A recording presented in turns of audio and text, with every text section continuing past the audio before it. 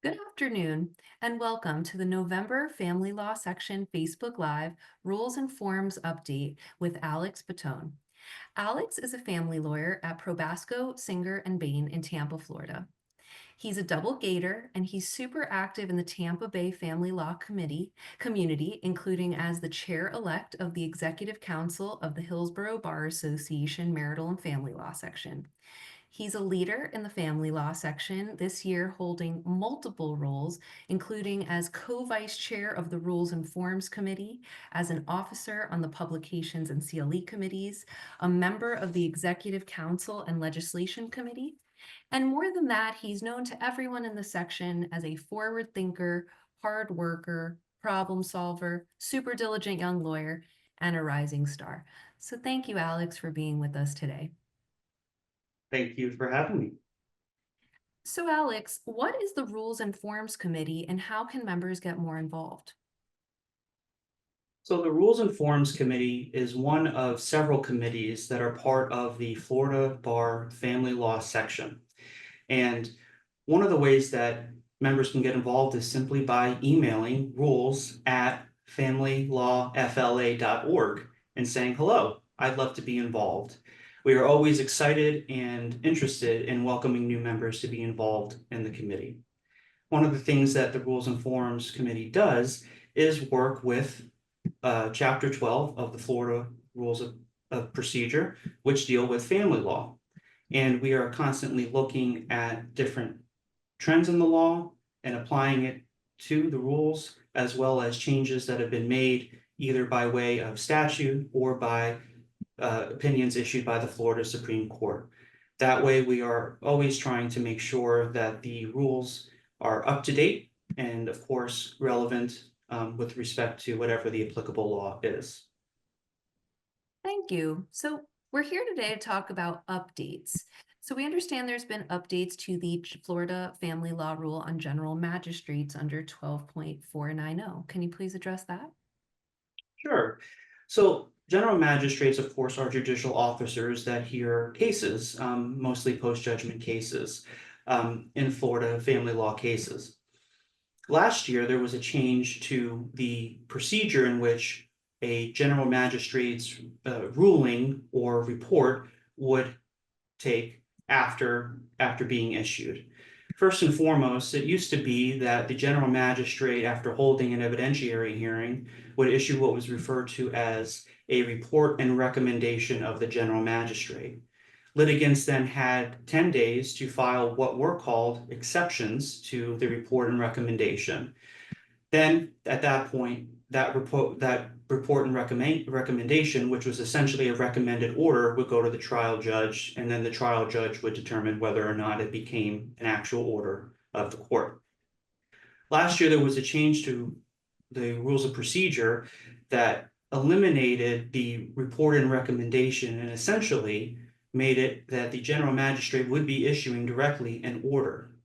And what happened then is, well, the function of the exceptions now became that of what is under 12.530 referred to as a motion to vacate. Just like you would do a motion to vacate any other order that was issued by the court, now the order that has been issued from the general magistrate rather would warrant a motion to vacate should you have an exception or issue with the order. And so this year, 12.490 was changed to remove the word recommended because it's no longer a recommended order, and also make sure that the time frame, which also changed from 10 to 15 days, again consistent with 12.530, was appropriately referenced in the general magistrate rule, which is 12.490. Have there also been changes to the family law mediation rule? Yes, there have been changes to the family law mediation rule, which is Rule 12.740, and it was amended and to now require that parties must advise the court if there is a domestic violence injunction or if there's a conviction of a crime of domestic violence between the parties, or if there's been a history of violence between the parties that would compromise the mediation process. Also, 12.740 was amended to prohibit actions from being referred to mediation absent a finding of good cause by the court, which include Title 4D actions, post-judgment contempt and enforcement actions, and extensions or modifications of injunctions between the parties. So, Alex, you're a leader in the family law section. Why do you participate, and what recommendations do you have for young lawyers who might want to get involved? One of the main reasons that I participate is actually because of the sense of community that I feel I get from the family law section. October 4th, I believe, actually marked 5 years since I was sworn in as an attorney in the state of Florida by the Honorable Matthew Lucas out of the Second District Court of Appeal. And like a lot of people that graduated either the year I did or shortly thereafter, COVID heavily impacted the practice of law. A lot of the interactions I think I would have gotten with colleagues at the local level, whether outside of the courtroom before a hearing or after a hearing, or social events with respect to local bar association events and the like. I don't think I had that opportunity. This was recommended to me by a colleague and mentor that I used to work for, who's also very active in the family law section. And I found that I really enjoy interacting with the people and the colleague and the practitioners and other professionals that I interact with.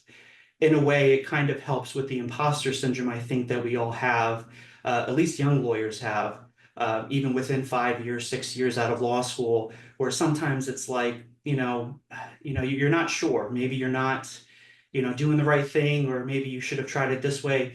You're around people who want to help you, who are at different stages in their career, board certified, fellows of the American Academy of Matrimonial Lawyers, people who don't really even practice, but instead are just guardian ad litems, that are mediators, that do appeals, that are not even attorneys, that are medical professionals or psychologists, financial professionals, people who interact with family law cases quite often. But these are people who want to help you. These are people who are smart, they are passionate, and you are among very like-minded people in that way. And I've found that it's been extremely beneficial. I've met wonderful friends, wonderful mentors. I'm always excited to refer out to people, that I know through the section because I think so highly of them, because they are really quite a wonderful group of attorneys and again, other professionals that we all need and are familiar with in the practice of family law. So I've found it very rewarding. Well, thank you so much, Alex, for your candor, your insights, your leadership. This was a great session, and we hope to see you again next time. Thank you so much for having me. I appreciate it.